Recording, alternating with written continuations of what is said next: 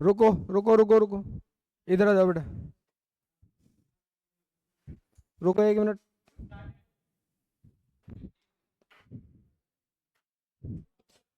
सभी विद्यार्थियों का एक बार फिर से स्वागत है आपकी अपनी कक्षा 9th के। और 9th में एसएसटी हम पढ़ रहे थे। एसएसटी के अंदर जो है हम पिछले सत्र में हमने बात की थी कि पार्ट 1 के बारे में। पार्ट 1 में जो है भारत की स्थिति के बारे में हमने अध्ययन किया था। और आज शुरू करेंगे हम अध्याय 2, जिसके अंदर है भारत का भौतिक स्वरूप। भारत के भौतिक स्वरूप के बारे में जानेंगे कि भारत का जो विस्तार है वो किस प्रकार का है। भारत में किस किस प्रकार की मिट्टी पाई जाती है, पर्वत पाए जाते हैं, पहाड़ हैं, और जो पठारी एरिया है, या फिर और कई प्रकार के भौतिक स्वरूप हैं, इनके बारे में चर्चा करेंगे। भारत को कितने भौतिक स्वरूपों में बांटा गया है, इसके बारे में चर्चा करेंगे। तो आप फटाफट फटाफट सभी जुड़ जाइए। और जो भी बच्चे जुड़ रहे हैं वो एक बार सभी अपने दोस्तों को शेयर कर देना, ताकि ज़्यादा से ज़्यादा बच्चे जुड़ सकें। और जो भी क्लास में भौतिक रूप से उपस्थित हैं वो शांति बनाए रखें और अपनी कक्षा का मजा लें, आनंद लें, और ज़्यादा से ज़्यादा सीखने का प्रयास करें। देखिए, आपको दिखाई दे रहा होगा, आज हम पढ़ेंगे भारत का भौतिक स्वरूप।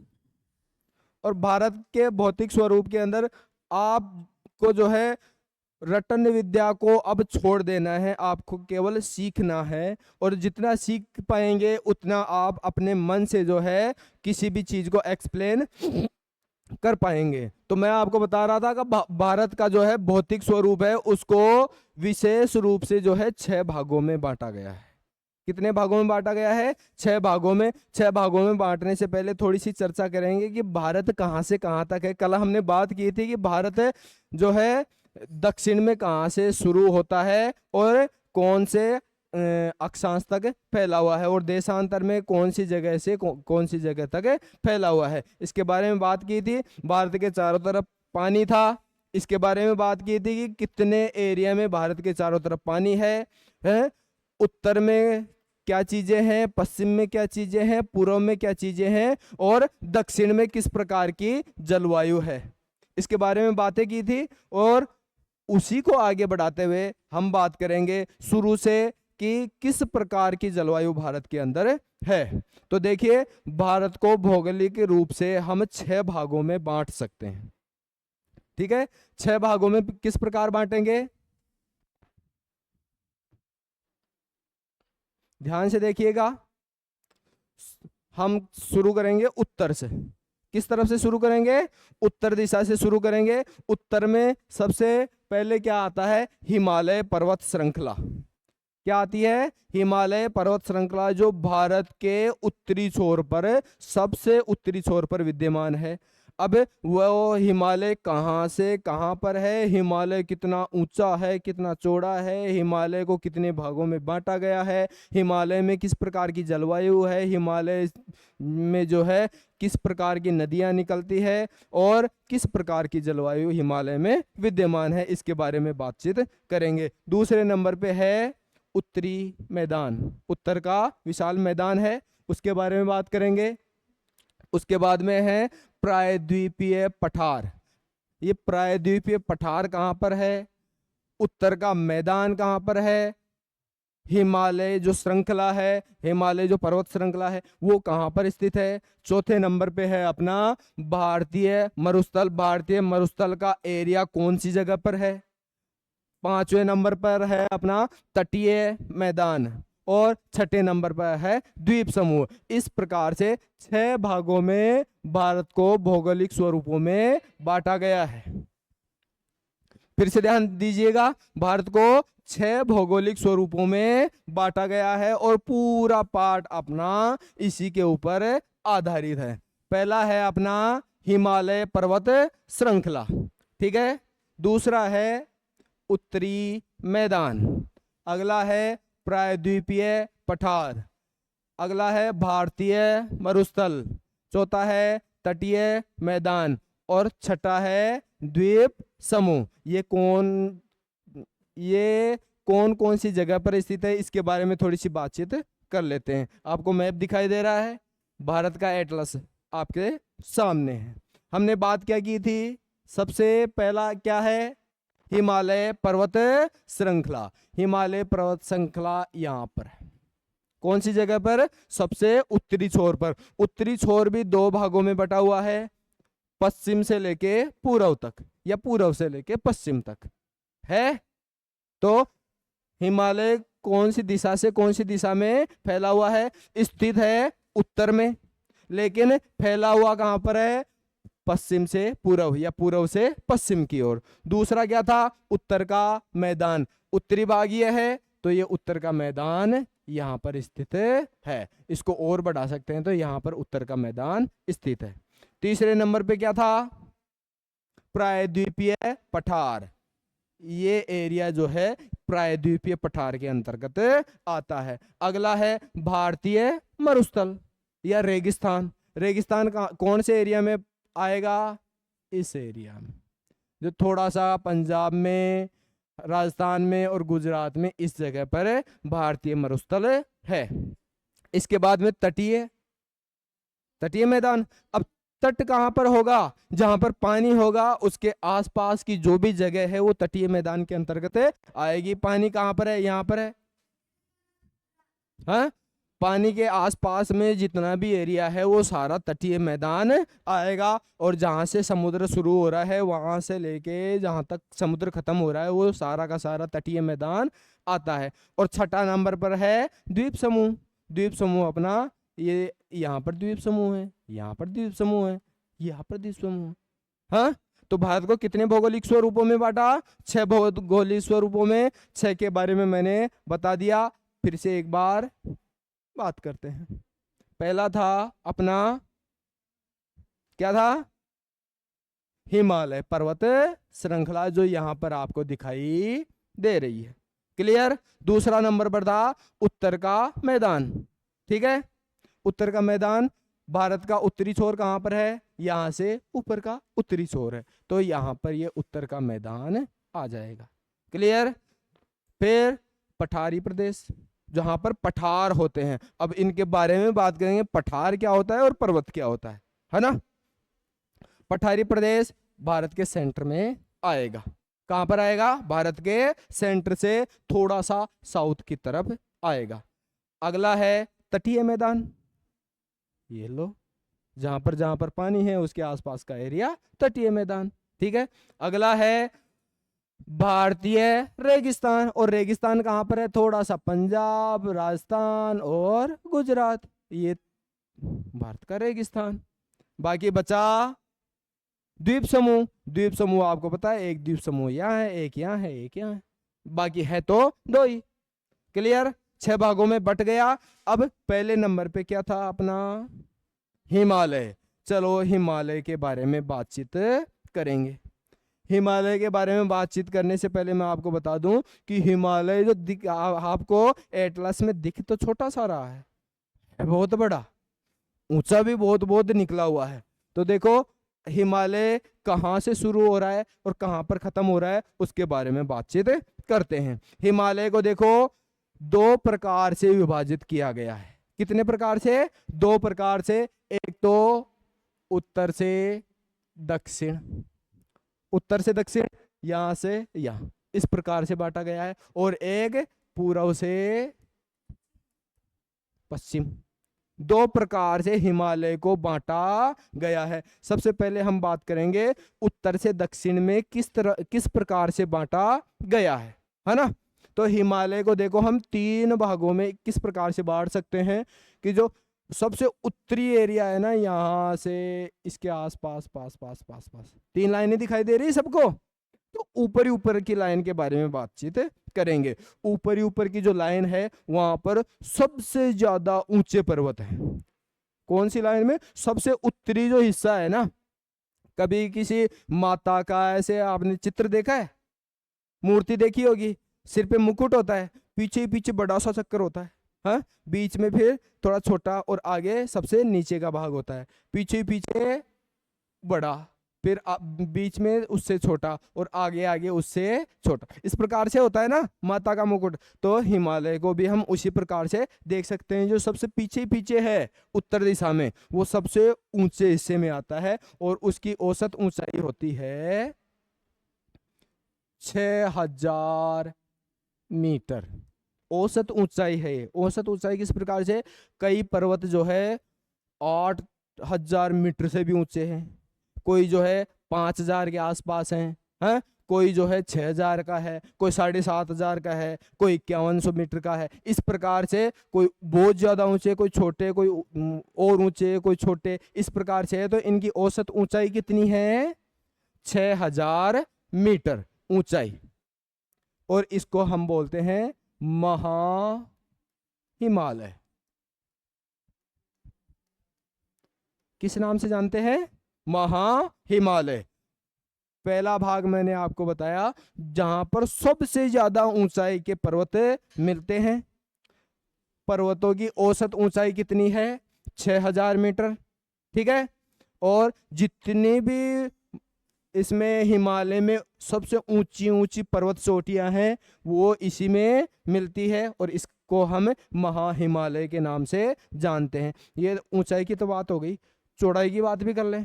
तो चौड़ाई जो है 150 किलोमीटर से लेके 400 किलोमीटर तक की इसकी चौड़ाई है। कितनी चौड़ाई है, 150 किलोमीटर से लेके, कई जगह जो है इसके बीच में से रोडें बनाई गई है इधर उधर जाने के लिए, या ऐसे मान लो कि ऊपर चढ़ के उधर जाने के लिए जो है कई जगह 150 किलोमीटर है, कई जगह 400 किलोमीटर तक है। तो चौड़ाई कितनी हो गई, 150 किलोमीटर से 150 किलोमीटर से 400 किलोमीटर तक। क्लियर, समझ में आया। दूसरे नंबर पे बात करते हैं जो मैंने बीच वाला मुकुट बताया था। बीच वाले मुकुट की बात करते हैं तो दूसरे नंबर पे आ गया अपना निम्न हिमालय। किस नाम से आएगा, हिमालय। दूसरे नंबर पे कौन सा आया, निम्न हिमालय। इसकी औसत ऊंचाई कितनी है, 3700 मीटर से 4500 मीटर तक। कितनी है, 3700 मीटर से 4500 मीटर तक इसकी औसत ऊंचाई है। समझ में आ रहा है। अब बात करते हैं, ऊंचाई की बात कर ली, चौड़ाई की बात कर ले। चौड़ाई है 50 किलोमीटर। चौड़ाई कितनी है, 50 किलोमीटर। आ गई समझ में। अगला है, नोट करते जा रहे हैं, नोट आप करते जाइएगा हाथों हाथ। सबसे ऊंचा जो है उसको महा हिमालय, उसके बाद में निम्न हिमालय,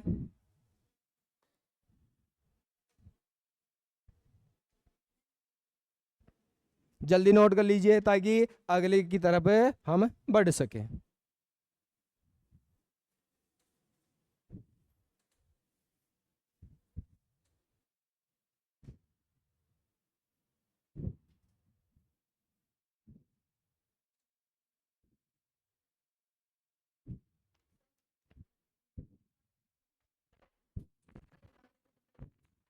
वो भी बता दूंगा अभी, अभी नोट कर लो फिर बताते हैं। कुछ दे दो ताकि उड़े नहीं, ये दे दो, हैंकी दे दो, हाँ ये दे दो, ये उड़ जाएगा बस। ध्यान से देखिएगा, मैंने बताया निम्न हिमालय, इसको हम हिमाचल के नाम से भी जान सकते हैं। किस नाम से, हिमाचल। इंग्लिश में हिमाचल को हिमाचल ही बोलेंगे, इंग्लिश में हिमाचल को हिमाचल ही बोलेंगे, ठीक है। चलिए अब आगे चलते हैं। मैं क्लीन इट। नंबर 3, सबसे छोटा और सबसे तीसरा, जो सबसे कम ऊंचाई की जो पहाड़ियां हैं और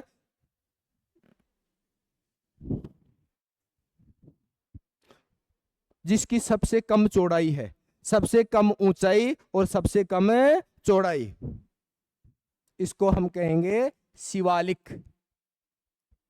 क्या कहेंगे? शिवालिक। तीसरे नंबर पे सबसे कम हाइट की, इसकी औसत 900 मीटर से 1100 मीटर तक है। कितनी है? 900 मीटर से 1100 मीटर तक औसत ऊंचाई है। आगे अब बात कर लेते हैं चौड़ाई की। चौड़ाई की भी बात करें। चौड़ाई, निम्न हिमालय की चौड़ाई कितनी थी? 50 किलोमीटर। तो इसकी लंबाई कितनी होगी? 50 किलोमीटर तक, मतलब 50 किलोमीटर से कम, 50 किलोमीटर से कम इसकी चौड़ाई रहेगी। फिर से रिपीट कर लेते हैं। महाहिमालय, जो जहां पर सबसे ऊंची पर्वत चोटियां हैं। सबसे ऊंची पर्वत चोटियां कौन कौन सी है भाई? माउंट एवरेस्ट, जो किस में आएगी? महाहिमालय में। ठीक है। फिर K2 कंचनजंगा, हाँ। उसके बाद में नंगा पर्वत, हाँ, नंदा देवी, है कि नहीं? नाम सुना है? नंदा देवी पर्वत चोटी, नंगा पर्वत, नहीं सुना? ये भी माउंट एवरेस्ट की चोटियां हैं। सबसे ऊंची चोटी है माउंट एवरेस्ट, जो हिमालय की पर्वत चोटी तो है, ध्यान से सुनिएगा, ध्यान से सुनिएगा। जो सबसे ऊंची चोटी है माउंट एवरेस्ट, वो भारत की सबसे ऊंची चोटी नहीं है, क्योंकि माउंट एवरेस्ट पड़ती है नेपाल में। कहां पर पड़ती है? नेपाल में। तो भारत की तो नहीं हुई। भारत की क्या है? K2, जिसको हम कंचनजंगा के नाम से जानते हैं। तो सबसे ऊंची पर्वत चोटी कौन सी है? कंचन, सिक्किम, सिक्किम, सिक्किम राज्य में पड़ती है। कंचनजंगा कहां पर पड़ती है? सिक्किम में, और यहाँ लगभग यहाँ पर, ठीक है, लगभग यहाँ पर सिक्किम पड़ता है और यहाँ पर कंचनजंगा स्थित है। क्लियर? इसके बाद में बात करते हैं, मैंने क्या बताया? नंगा पर्वत चोटी। कौन सी चोटी? नंगा पर्वत चोटी, जो यहाँ पर अब इस समय जो है पाकिस्तान के अंदर मौजूद है। ठीक है। और इसके बाद में बताया मैंने नंदा देवी पर्वत चोटी। कौन सी? नंदा देवी पर्वत चोटी, जो कि उत्तराखंड में स्थित है। कहां पर स्थित है? उत्तराखंड में। तो भारत में तो कितनी हुई? 2 हुई अभी तक। कौन सी? एक दो K2 कंचनजंगा और एक नंदा देवी, 2 है। तो दूसरी नंदा देवी, नंगा पर्वत है, लेकिन वो आजकल पाकिस्तान के अंडर में आ गई है, इसलिए उसको भारत की गिनती से बाहर निकाल दिया गया है। तो मैंने बात की थी, ये हिमालय के कौन से हिस्से में स्थित है? ये ऊंची ऊंची पर्वत चोटियां हैं। माउंट एवरेस्ट लिख तो देता हूं मैं।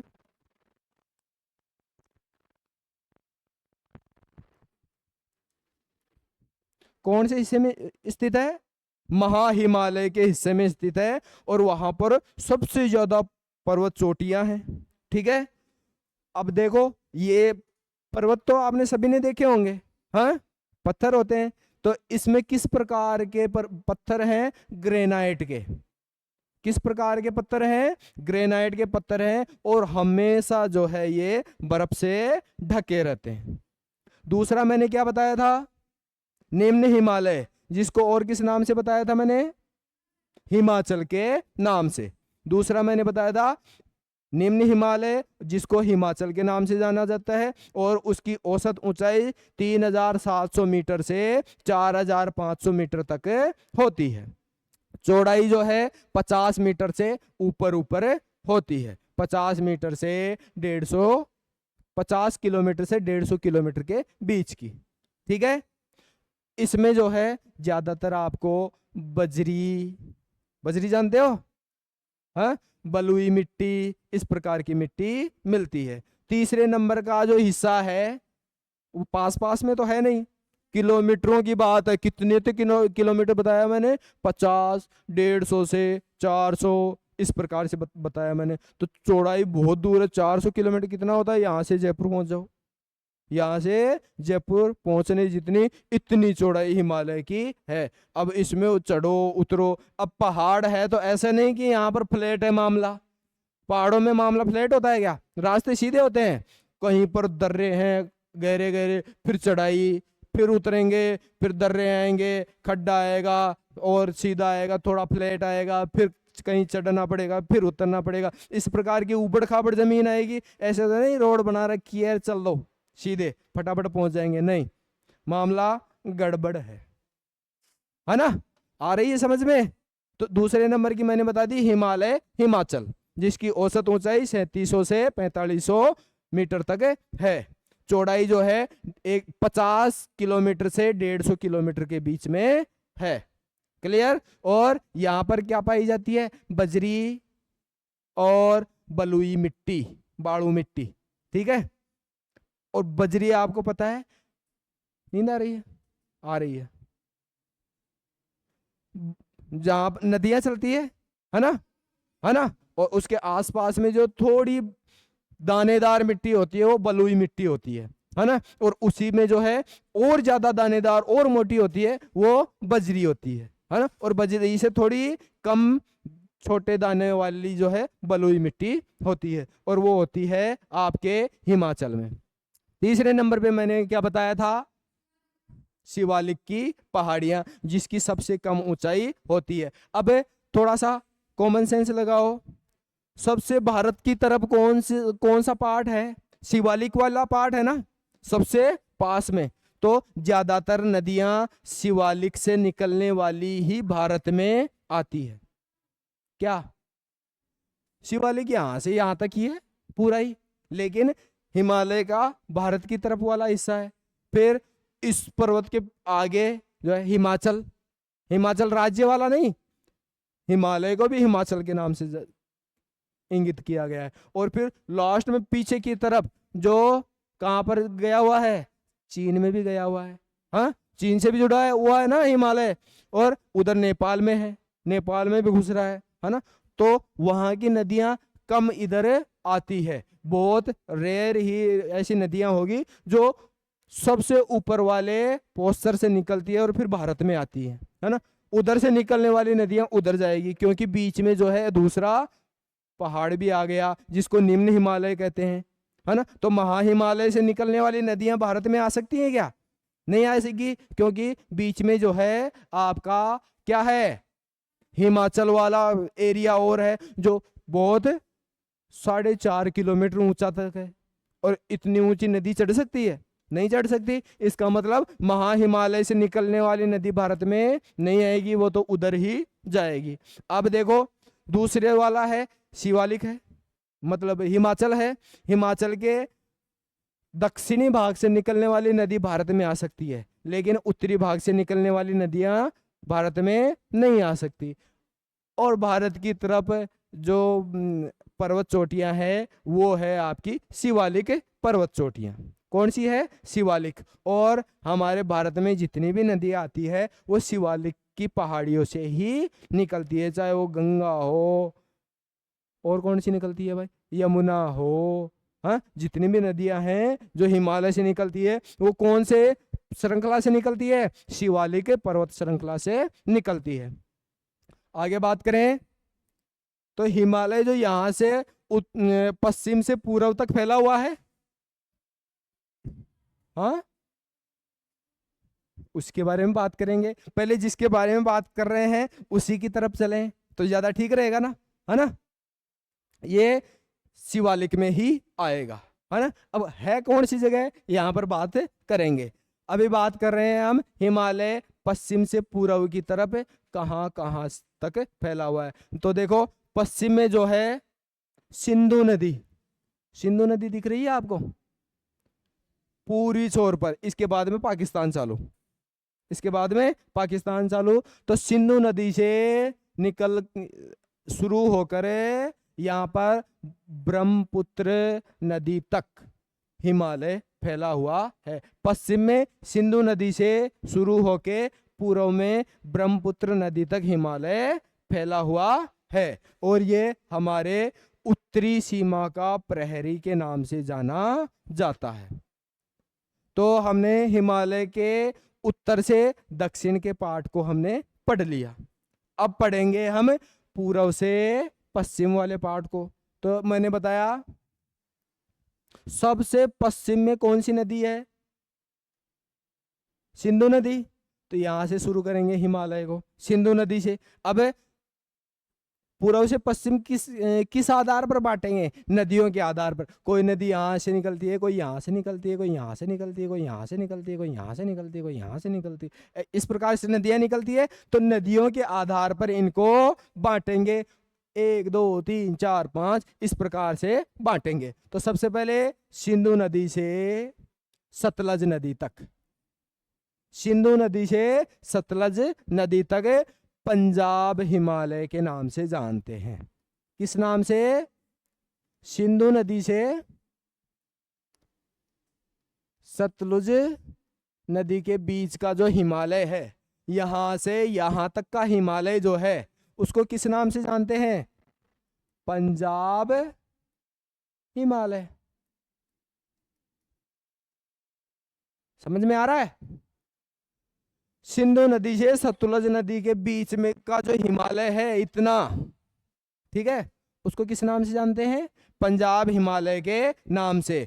इसका दूसरा नाम भी है जिसको हम कश्मीर हिमालय भी कहते हैं। क्या नाम है? कश्मीर।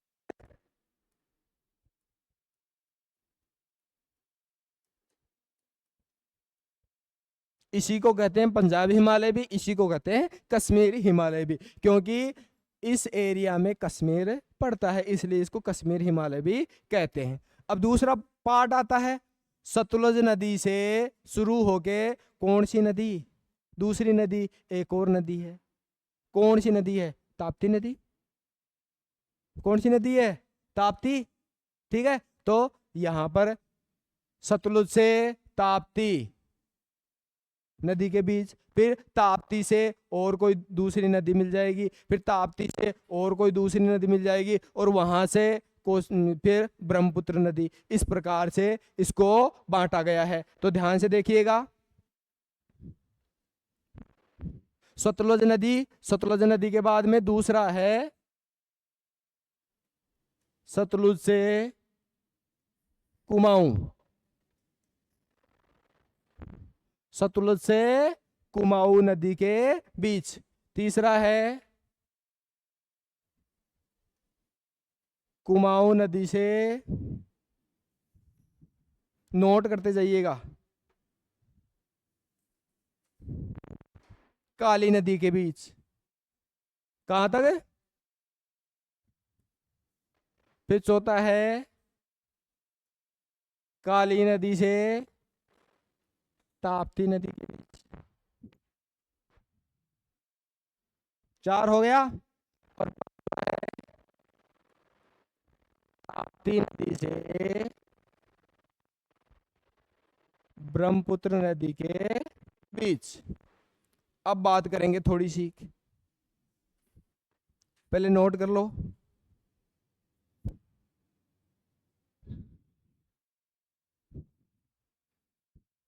अब देखो, नाम भी बता देंगे।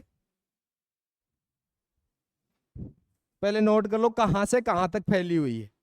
कौन सी नदी से कौन सी नदी के बीच, कौन सी नदी से कौन सी नदी के बीच, कौन सी नदी से कौन सी नदी के बीच। दूसरे नंबर पे आएगा आपका नेपाल हिमालय। पहला तो कौन सा हो गया था? पंजाब हिमालय या कश्मीर हिमालय। दूसरा है नेपाल हिमालय।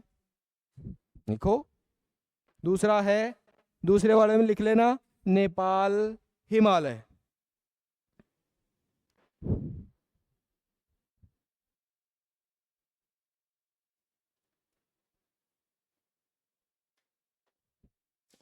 उसके बाद में असम हिमालय।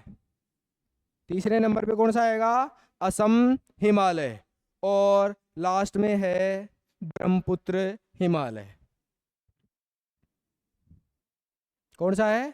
ब्रह्मपुत्र हिमालय। अब यहां से हमने शुरू कर दिया सिंधु नदी से सतलुज नदी। यहाँ का एरिया जो है पंजाब का और कश्मीर का है, इसलिए पंजाब हिमालय और कश्मीर हिमालय। ठीक है। फिर सतलुज से कौन सी नदी है? कुमाऊं नदी। ठीक है। और कुमाऊं से फिर कौन सी है? कुमाऊं से काली नदियां। काली नदियां बहुत सारी है, लेकिन उनमें एक फेमस नदी है काली नदी, इसलिए काली नदियों के नाम से जानते हैं। तो कुमाऊं और काली, तो यहां से यहां तक, कहां से? सतलुज से काली नदी के बीच पूरा नेपाल हिमालय। कौन सा है? नेपाल हिमालय। फिर काली से ताप्ती। काली से ताप्ती कौन सा बताया मैंने? असम हिमालय। कौन सा है? असम हिमालय। और फिर ताप्ती और ब्रह्मपुत्र के बीच में ब्रह्मपुत्र हिमालय। ठीक है। अब यहां से हिमालय जो है पूर्व की तरफ घूमता है। कहां से? ब्रह्मपुत्र नदी के आगे से पूर्व की तरफ थोड़ा सा हिमालय घूमता है, मोड़ लेता है। ठीक है। पूर्व की तरफ और मोड़ लेता है। वहां पर पर्वत श्रेणियों के नाम से हिमालय को जाना जाता है। किसके नाम से जाना जाता है? केवल पर्वत श्रेणियों के नाम से, पर्वत श्रृंखलाएं या पर्वत श्रेणियां। तो हिमालय को हमने दो प्रकार से बांटा, उत्तर से दक्षिण और पूर्व से पश्चिम। उत्तर से दक्षिण में हमने तीन प्रकार से बांटा, महाहिमालय, निम्न हिमालय और शिवालिक। निम्न हिमालय को एक और नाम से जाना गया, किस नाम से? हिमाचल के नाम से। ठीक है। सबसे ऊंचा जो है महाहिमालय, उससे कम हाइट है उसकी, किसकी? हिमाचल की। और सबसे कम हाइट पे जो है शिवालिक की। हमारे भारत में ये जितनी भी नदियां आ रही है, दिखाई दे रही है, मैंने कॉमन सेंस वाली बात है, कौन से हिमालय से निकलेगी? शिवालिक हिमालय से निकलने वाली है ये सारी नदियां। आ गई समझ में? अब पूर्व से पश्चिम की बात करें तो पश्चिम में ब्रह्मपुत्र से ले, ये पश्चिम में सिंधु नदी से लेके पूर्व में ब्रह्मपुत्र नदी तक हिमालय फैला हुआ है। और इनके बीच में हिमालय को 1, 2, 3, 4 और 5 भागों में बांटा गया है।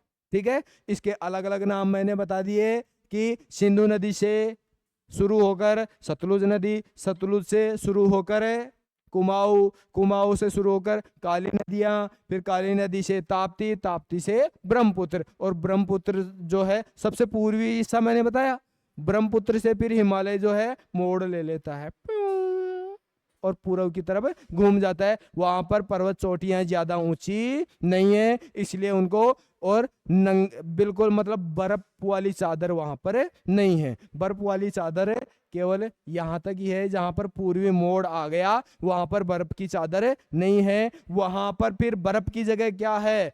सबसे ज्यादा जंगल है। क्या है? सबसे ज्यादा जंगल और दर्रे। सबसे ज्यादा जंगल और दर्रे कौन से हिस्से में है? पूर्वी हिस्से में।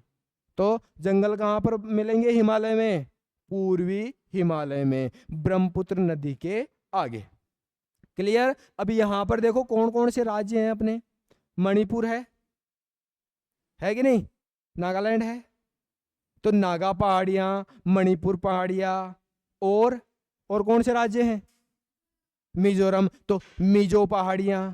इस प्रकार की पहाड़ियां हैं, वो पूर्वी हिमालय में आपको मिलेगी। पाठ समझ में आया? अब आगे हम बात करेंगे किसके बारे में? ये हिमालय के बारे में बात हो गई। अब कल हम बात करेंगे उत्तर का विशाल मैदान के बारे में। किसके बारे में? उत्तर का विशाल मैदान कहां से कहां तक फैला हुआ है। अब मैदान की बात हो गई तो यहाँ पर मैदान कैसा होता है? फ्लैट होता है। मैदान फ्लैट होता है और वहां पर सबसे ज्यादा क्या होता है? खेती बाड़ी होती है। हाँ, फ्लैट एरिया में पानी बहता है, बराबर बहता है, तो वहां पर नदियां आपको मिलेगी। मिलेगी कि नहीं मिलेगी? क्योंकि यहां से हिमालय से निकलने वाली नदियां कहाँ प्रवेश करेगी? मैदान में। वहाँ पर खेती भी होगी, आपको नदियाँ भी मिलेगी, है, और अलग अलग प्रकार की मिट्टी भी मिलेगी। कहाँ कहीं लाल मिलेगी, कहीं काली मिलेगी, कहीं पीली मिलेगी, कहीं रेतीली मिलेगी, कहीं कैसी मिलेगी, है ना। तो इसके बारे में हम कल बातचीत करेंगे। आज की कक्षा में बस इतना ही। तब तक के लिए धन्यवाद। जय हिंद, जय भारत।